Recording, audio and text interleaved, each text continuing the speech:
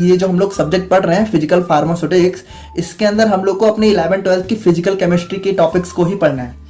तो physical chemistry में हमारे सॉल्युबिलिटी को थोड़ा सा वास्ट एक्सप्रेशन आ जाता है, ठीक है। इसमें हम लोग यहाँ पे सबसे पहला आ जाता है वेरी सॉल्युबल, फिर freely soluble, soluble, sparingly soluble, slightly soluble, मतलब काफ़ी सारे टर्म्स आ जाते हैं, ठीक है। इसमें वहाँ पे सिंपल सा हम लोग नहीं बोल सकते कि कोई चीज़ सॉल्युबल है कि कोई चीज़ इनसॉल्युबल है। कोई चीज़ यहाँ पे हम लोग बोलते हैं कि कितनी ज़्यादा सॉल्युबल है या फिर कितनी कम सॉल्युबल है।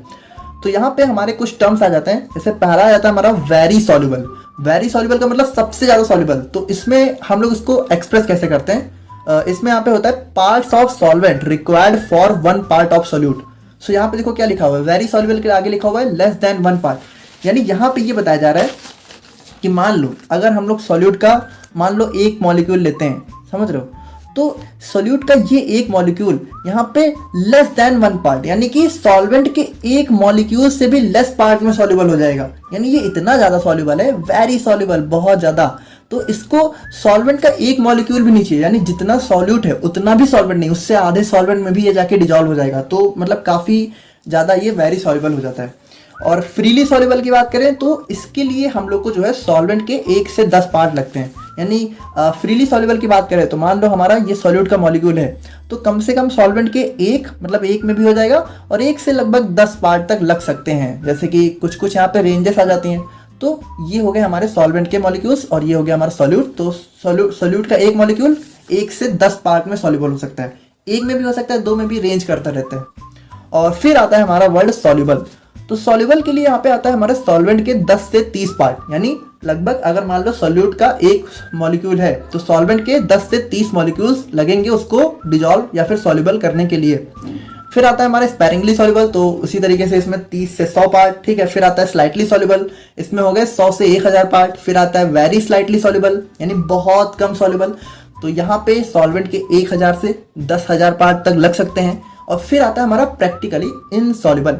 सो यहाँ पे लगभग सॉल्वेंट के 10,000 पार्ट से भी ज़्यादा लगा दोगे तब भी नहीं होगा, यानी ये हमारा होता है सिंपली इनसॉल्युबल। इनसॉल्युबल में क्या है, सिंपली आप लोग जैसे कि मान लो कुछ पत्थर वगैरह डाल दो पानी में, तो वो कभी सॉल्युबल होगा, कभी नहीं होगा, ठीक है, कोई सवाल ही नहीं है। और वेरी सॉल्युबल की बात करें तो जैसे इनो का बहुत अच्छा एग्जांपल है। इनो आप लोगों ने देखा होगा, तो बहुत ज़्यादा सॉल्युबल होता है, ठीक है। तो ये होते हैं हमारे कुछ solubility expression terms. I hope कि आप लोग समझ गए होंगे, ठीक है। तो अब हम लोग बात करते हैं अपने एक बहुत important topic, mechanism of solute solvent interaction. Okay, so यहाँ पे देखो ये है क्या, वैसे तो इसका नाम है मैकेनिज्म ऑफ, बस कुछ है नहीं, बहुत ही सिंपल सी चीज़ है। अच्छा एक बात बताओ, सॉल्यूशन हमारा किससे मिलके बना होता है, सॉल्यूट प्लस सॉल्वेंट, है ना। पूरी वीडियो में हम लोग बार बार यही कर रहे हैं, करना है। तो सॉल्यूशन हमारा सॉल्यूट और सॉल्वेंट से मिलके बना होता है। तो एक बात बताओ, जब सॉल्यूट हमारा सॉल्वेंट में जाके मिलेगा तभी तो हमारा सॉल्यूशन बनेगा। यानी सिंपली बोले तो सॉल्यूट का जो मॉलिक्यूल्स हैं वो जब सॉल्वेंट के मॉलिक्यूल्स से इंटरैक्ट करेंगे तभी तो जाके हमारा सॉल्यूशन बनेगा।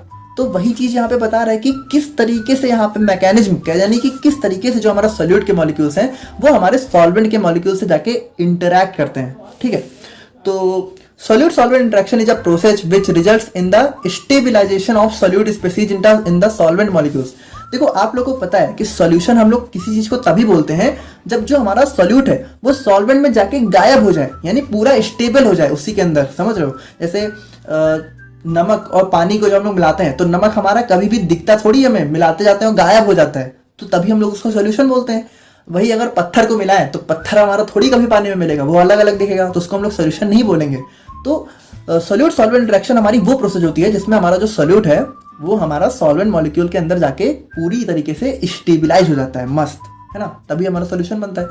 This interaction influences various properties, यानी कि देखो, और जब हमारा जैसे सॉल्यूट और सॉल्वेंट मिलके जब सॉल्यूशन बनाते हैं, ठीक है, तो यहाँ पे इससे बहुत सी चीज़ें चेंज हो सकती हैं। जैसे जो सॉल्यूट और सॉल्वेंट का बेसिक नेचर है उससे हमारा सॉल्यूशन डिफर कर सकता है, यानी सॉल्यूशन हमारा थोड़ा सा अलग हो सकता है। जैसे कि मान लो उसका कलर वगैरह चेंज हो सकता है, उसकी स्टेबिलिटी। अच्छा कलर की बात करें तो मान लो हम लोगों ने एक गिलास पानी लिया, ठीक है, और होली में, अच्छा होली का सिंपल सा एग्जांपल, हम लोग क्या करते हैं, एक बाल्टी पानी लेते हैं और उसमें क्या होता है, थोड़ा सा रंग डालते हैं, ठीक है, और वो क्या होता है, पूरी पानी में जाके मिल जाता है कि नहीं।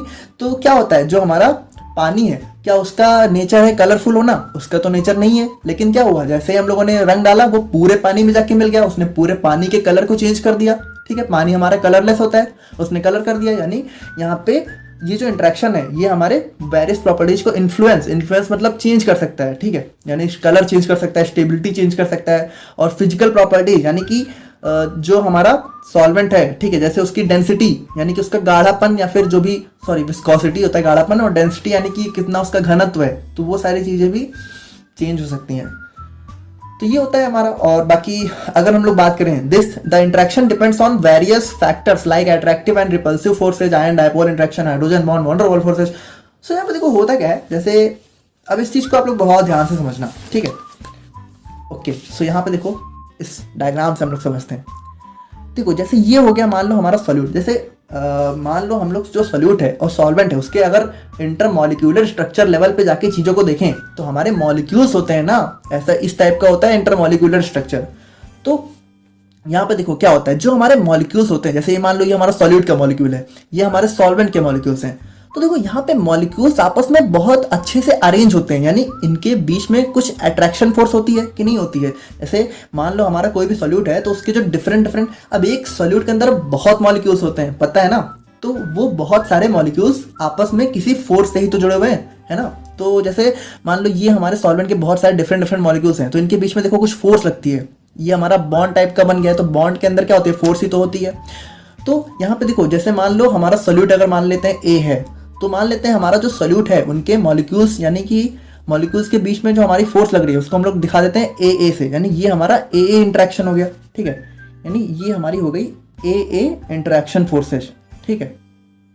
और मान लेते हैं ये हमारा सॉल्वेंट का मॉलिक्यूल है, और सॉल्वेंट का मॉलिक्यूल को अगर मान लो हम लोग बी से डिनोट करें तो इनके बीच में भी देखो कुछ ना कुछ तो फोर्स लग रही है, तो ये मान लेते हैं हमारा बीबी के कुछ इंटरेक्शन फोर्सेज हो गए।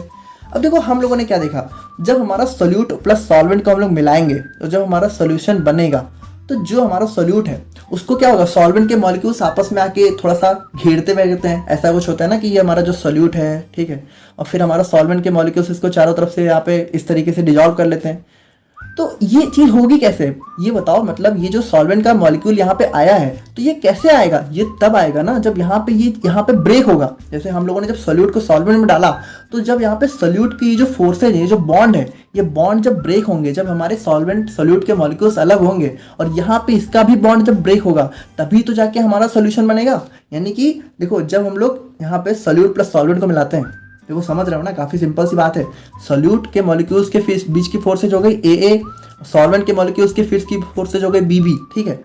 तो जब हम लोग इन दोनों को मिलाएंगे तो हमारा क्या होगा, देखो अब हम लोग का जो ए और बी है इन दोनों के बीच में बॉन्ड बनेगा, ठीक है। यानी हमारा सोल्यूट और सॉल्वेंट के बीच में बॉन्ड बनेगा तभी तो हमारा सॉल्यूशन बनेगा। यानी अब बॉन्ड बनेगा हमारा ए और बी के बीच में।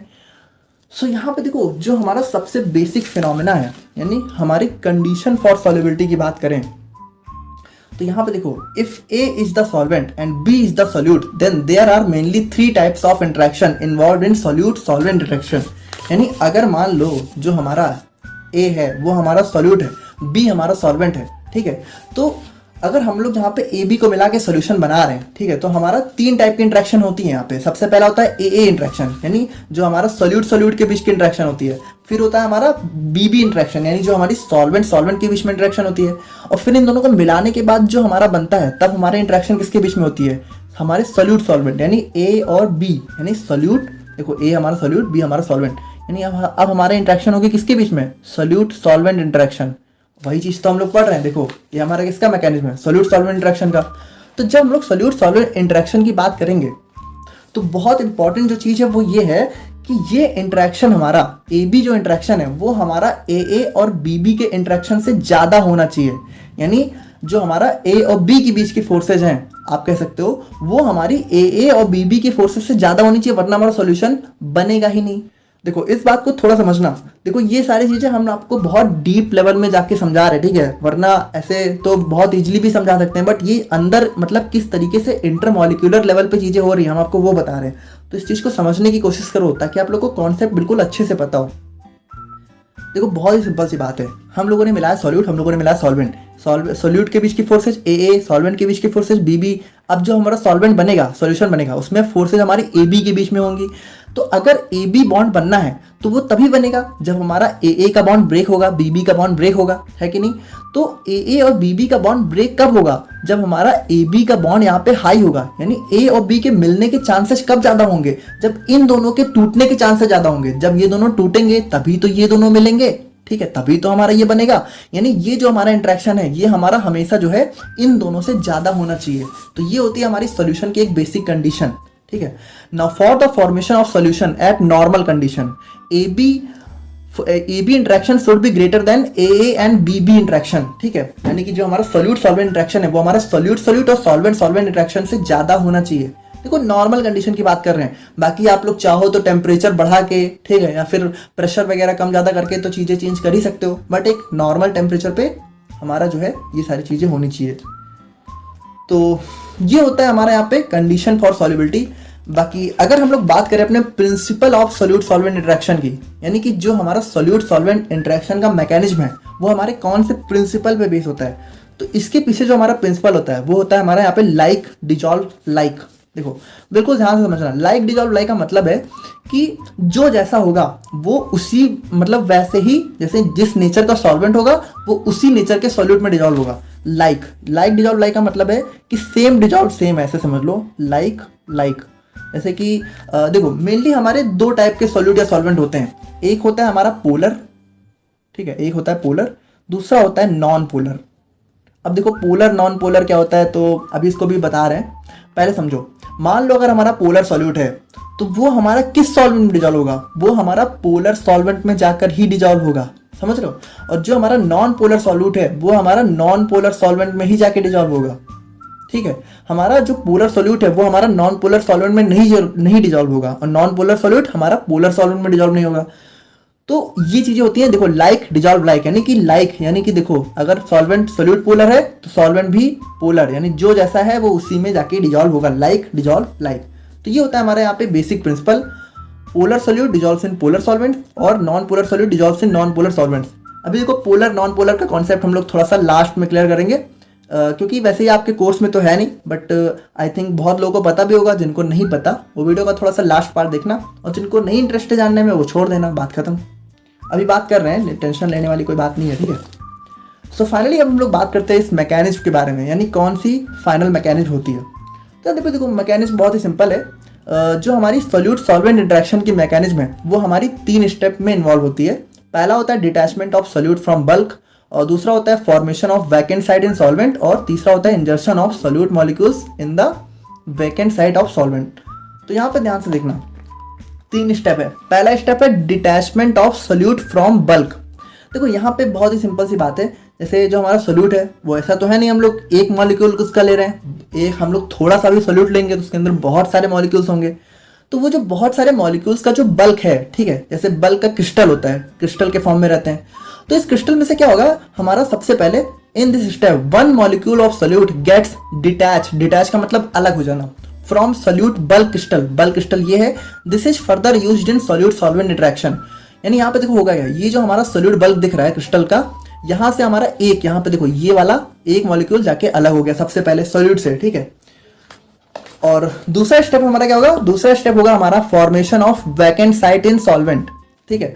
तो यहाँ पे क्या होगा, in this step from the solvent bulk 1 molecule gets free and create a vacant site. This vacant site is further used in solute solvent interaction. देखो ये था हमारा सॉल्यूट का कह सकते हो कि क्रिस्टल, और ये है हमारा यहाँ पे सॉल्वेंट का क्रिस्टल। देखो दोनों को हम लोगों ने इसीलिए उसको ब्लू से उसको ब्लैक से दिखाया था कि आप लोग कंफ्यूज ना हो। ये हमारा सॉल्वेंट का क्रिस्टल है। तो पहले स्टेप में क्या होगा, हमारा सॉल्यूट से एक मॉलिक्यूल जाके अलग होगा। दूसरे स्टेप में क्या होगा, ये जो हमारा सॉल्वेंट आप लोगों को दिख रहा है इसके अंदर हमारा एक मॉलिक्यूल है वो हो जाए फ्री हो जाएगा, ठीक है। यानी यहाँ से मॉलिक्यूल फ्री हो जाएगा, यानी कह सकते हो अलग ही हो जाएगा। और यहाँ पे क्या होगा, एक वैकेंट साइट यानी खाली जगह, वैकेंट का मतलब खाली स्पेस यहाँ पे फॉर्म हो जाएगा। This vacant site is further used in solute solvent interaction. अब क्या होगा, अब ध्यान से देखना, बहुत ही सिंपल सी बात है। अब कुछ नहीं, लास्ट स्टेप हमारा क्या होगा, इंजर्शन of solute molecule in the vacant site of solvent. यानी यहाँ पे देखो ये हमारा जो सॉल्यूट था, ठीक है, जो ब्लू कलर से था हमारा, देखो ये हमारा सॉल्यूट था, ये वाला, ठीक है। तो ये जो अलग हुआ था एक मॉलिक्यूल, अब ये क्या होगा, ये हमारा इस वाले सॉल्वेंट में जो कि हमारी खाली जगह है इसमें जाके फिट हो जाएगा। तो यहाँ पे देखो इस तरीके से, in this final step the detached solute molecule inserted inside the vacant site of solvent and this is how we get solvent with embedded solvent solute molecule. यानी यहाँ पे क्या होगा, फाइनली हमारा सोल्यूट मॉलिक्यूल इस सॉल्वेंट के अंदर जाके फिट हो जाएगा। इस तरीके से होता है हमारा mechanism of solute solvent interaction. अच्छा देखो एक चीज समझना, देखो ऐसा थोड़ी है कि ये बिल्कुल इस तरीके से हो रहा है, ये एक समझ लो एक अप्रोच है समझाने की, समझ लो एक हाइपोथेसिस टाइप का समझो कि इसको हम लोग इस तरीके से समझाते हैं कि कुछ इस तरीके से चीजें हो रही होंगी। तो काफी सिंपल सा था, बाकी एग्जाम में आप लोग को इसी तरीके से लिख के आना है और समझ तो आप लोग गए ही हो। बहुत ही इंपॉर्टेंट और छोटे से टॉपिक्स के बारे में जो कि हमारा हो जाता है सॉल्वेशन और एसोसिएशन। अब देखो सॉल्वेशन क्या है, ये कुछ नई बात नहीं है, अभी तक हम लोगों ने जो देखा वही चीज है। Solvation is a process of interaction of solute molecules with solvent molecules which leads to stabilisation of solute species in the solution. यानी देखो अभी वही चीज है जो हम लोगों ने सॉल्यूट सॉल्वेंट इंटरेक्शन देखा, तो वही चीज है थोड़ा सा सॉल्वेशन भी, कि यहाँ पे क्या होता है, सॉल्वेशन हमारी वो प्रोसेस होती है जिसके थ्रू जो हमारा सॉल्यूट है, जैसे ये हमारा जो सॉल्यूट है, तो ये हमारा जब हमारे सॉल्वेंट मॉलिक्यूल्स के साथ, ठीक है, जाके हमारा क्या होता है, इंटरैक्ट करने के बाद यहाँ पे किस तरीके से यहाँ पे हमारा सॉल्युबलाइज होता है, वही होता है हमारा सॉल्वेशन, ठीक है। यानी सॉल्वेशन के बाद ही हमारा क्या बनता है, सॉल्यूशन, ठीक है। तो सॉल्वेशन हमारे सॉल्यूशन के पहले की प्रोसेस है। तो यहाँ पे होता क्या है, यहाँ पे होता वही है कि in the solvation process ions of solute get surrounded by solvent molecules that leads to the formation of solvation complex. देखो यहाँ पे सिंपली होता क्या है, जैसे मान लो ये हमारा सॉल्यूट का मॉलिक्यूल है, तो होता क्या, जैसे कि हमारा जब हम लोगों ने सॉल्यूट को सॉल्वेंट में डिजॉल्व किया, तो जो सॉल्वेंट के मॉलिक्यूल्स होते हैं वो इसको चारों तरफ से इस तरीके से घेर लेते हैं, ठीक है। यानी जो हमारा सॉल्यूट का मॉलिक्यूल है वो हमारा सराउंडेड बाय सॉल्वेंट मॉलिक्यूल्स, यानी कि यहाँ पे जो सॉल्वेंट के मॉलिक्यूल्स हैं इनसे हमारा सराउंड हो जाता है, ठीक है। और हमारा क्या हो जाता है, फॉर्मेशन ऑफ सॉल्वेशन कॉम्प्लेक्स। और ये देखो ये इस तरीके से हमारा एक टाइप का जो है कॉम्प्लेक्स का फॉर्मेशन हो जाता है, जिसको हम लोग क्या बोलते हैं, सॉल्वेशन कॉम्प्लेक्स। और इस तरीके से ही क्या होता है, एट लास्ट में हमारा जो है, हमारा जो सॉल्यूट है वो हमारा इसके साथ पूरी तरीके से मिक्स हो जाता है, सॉल्युबलाइज हो जाता है, और हमारा क्या होता है, फाइनली हमारे सॉल्यूशन का फॉर्मेशन हो जाता है। तो काफी सिंपल सी एक प्रोसेस है। और यहाँ पर देखो बहुत इंपॉर्टेंट चीज कि जैसे हमारा सॉल्यूशन क्या है, हमारा सॉल्यूट और सॉल्वेंट मॉलिक्यूल्स के बीच में एक टाइप का इंटरेक्शन का ही है, फिनोमेना है। अगर मान लो ये जो हमारा सॉल्वेंट हम लोग यूज कर रहे हैं, अगर ये सॉल्वेंट हमारा वाटर हो, यानी कि जो हमारा सॉल्यूट है अगर हम लोग उसको जो है एक्वस सॉल्वेंट में डिजॉल्व कर रहे हैं, तो हमारा जो सॉल्वेशन है उसी प्रोसेस को हम लोग क्या बोल देते हैं, हाइड्रेशन बोल देते हैं। हाइड्रा मतलब थोड़ा वाटर से रिलेटेड, बहुत ही सिंपल है ना, कि अगर मान लो वाटर में हम लोग किसी चीज को डिजॉल्व कर रहे हैं, तो जब हमारे वाटर के अंदर सॉल्वेशन की प्रोसेस होती है तो उसको हम लोग सॉल्वेशन ना बोल के क्या बोल देते हैं, हाइड्रेशन। हाइड्रेशन यानी वाटर के मॉलिक्यूल्स का सॉल्यूट को अपने अंदर डिजॉल्व करना। तो ये हो गया हमारे यहाँ पे सॉल्वेशन। बाकी अगर हम लोग इसके बहुत ही फेमस और सिंपल से एग्जांपल की बात करें तो solvation of NaCl molecules by water molecules.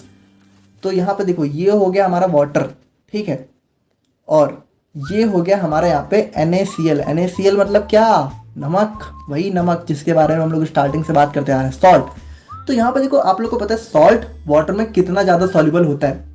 तो NaCl जब हम लोग यहाँ पे वाटर में मिक्स करते हैं तो होता क्या है, देखो सबसे पहले ये NaCl वाटर के अंदर जाते ही हमारा आयनाइज हो जाता है, यानी Na+ और Cl- में ब्रेक हो जाता है, ठीक है। तो यहाँ पे होता क्या है, जो Na+ है, ठीक है, तो जैसे ये हमारा Na+ हो गया, ये हमारा Cl- हो गया। तो Cl- के जो मॉलिक्यूल्स हैं, जो इसको हम लोग आयंस बोलेंगे, मॉलिक्यूल्स नहीं बोलेंगे। तो Cl- के जो आयंस हैं उनको यहाँ पे क्या होगा, वाटर के मॉलिक्यूल्स इस तरीके से कुछ इस तरीके से डिजॉल्व कर लेंगे, ठीक है, यानी यहाँ पे वाटर के मॉलिक्यूल्स, और जो Na+ है उसको भी यहाँ पे कुछ इस तरीके से वाटर के मॉलिक्यूल्स यहाँ पे क्या होंगे, सराउंड कर लेंगे, और फिर इस तरीके से हमारा डिसोल्यूशन हो जाएगा। अच्छा यहाँ पे अगर आप लोग थोड़ा सा ध्यान से देखो तो देखो थोड़ा सा स्ट्रक्चर आप लोग ध्यान से समझना। अच्छा देखो ये है क्या, ये जो ये बना हुआ है ये हमारा वाटर के मॉलिक्यूल्स हैं। इसको हम लोगों ने ऐसे क्यों बनाया, देखो ये ऐसे बना हुआ है, ठीक है। तो वाटर का फॉर्मूला क्या होता है, H2O, यानी 2 हाइड्रोजन 1 ऑक्सीजन। तो इस वाले से हम लोगों ने क्या दिखाया है, ऑक्सीजन को, और इन दोनों से क्या दिखाया है, हाइड्रोजन को, ठीक है। तो यहाँ पे देखो ये इस तरीके से हो गया। तो यहाँ पे देखो Na+ को भी वाटर के मॉलिक्यूल्स ने सराउंड किया है, Cl- को भी वाटर के मॉलिक्यूल्स ने सराउंड किया है। लेकिन अगर आप लोग ध्यान से देखो, जो Na+ है उसकी तरफ हमारा ऑक्सीजन वाला है, मतलब Na प्लस को यहाँ पे जो वाटर के मॉलिक्यूल्स ने सराउंड किया है, तो वाटर का जो ऑक्सीजन वाला पार्ट है वो तो Na प्लस की तरफ है, लेकिन जो हाइड्रोजन है वो यहाँ पे Na प्लस से अवे है। क्यों अवे है अभी बात कर रहे हैं। और अगर हम लोग Cl माइनस की बात करें तो यहाँ पे हमारा हाइड्रोजन वाला पार्ट Cl माइनस की तरफ है, जबकि ऑक्सीजन वाला पार्ट Cl माइनस से अवे है। सो ऐसा है क्यों, एक्चुअल में होता क्या है, जो हमारा H2O है, ठीक है, सो यहाँ पे हमारा होता है, ये हमारा वाटर हमारा एक टाइप का क्या होता है, पोलर सॉल्वेंट होता है, बहुत स्ट्रॉन्ग पोलर सॉल्वेंट होता है। क्योंकि यहाँ पे क्या होता है, यहाँ पे हमारा, यहाँ पे एक्चुअल में देखो ये जो हमारा हाइड्रो H2O है, तो यहाँ पे ये जो ऑक्सीजन है ये हमारा बहुत ही हाईली इलेक्ट्रोनिगेटिव होता है, हाईली इलेक्ट्रोनिगेटिव, ठीक है, हाईली इलेक्ट्रोनिगेटिव कंपाउंड होता है हमारा कौन सा, ऑक्सीजन, ठीक है। तो सॉरी कंपाउंड नहीं, एलिमेंट होता है। तो यहाँ पे होगा क्या, ये जो ऑक्सीजन है, तो अगर हम लोग उसका स्ट्रक्चर बनाए तो ये देखो ये कुछ इस तरीके से हो गया H2O। देखो थोड़ा सा हम लोग अच्छे से समझा रहे ताकि आप लोग समझ जाओ, ठीक है, वरना तो पढ़ने को पढ़ लो, ठीक है, क्या है मतलब इतने में ही हो गया, इस तरीके से स्ट्रक्चर बना देना। बाकी ये है क्या चीज़, जिसको ऐसे बुक में अगर मान लो इस तरीके से बना देखा होगा